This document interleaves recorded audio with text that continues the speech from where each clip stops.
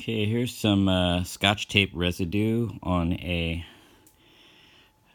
Daiso pan, stainless steel pan. When you pull the Scotch tape off, this residue stays on there from the Scotch tape. And I'm going to show something I showed many years ago, but I think it's very useful life skill or life hack, where you take a sticky duct tape piece or 2-inch clear tape to remove tape residue. So all you have to do is just keep going like this. And so you don't need Goo Gone, you don't need peanut butter and all these kind of weird, like, old wives methods of removing stuff. You just take a stickier tape to remove tape residue.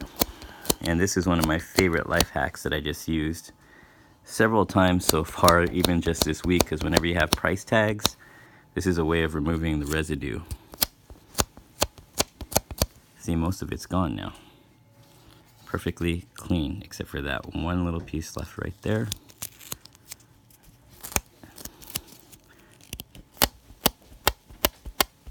And now it's all gone. Almost all gone.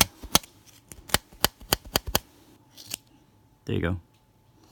And you don't need to use weird chemicals. It's just use a sticky piece of tape to remove old price tag or tape residue.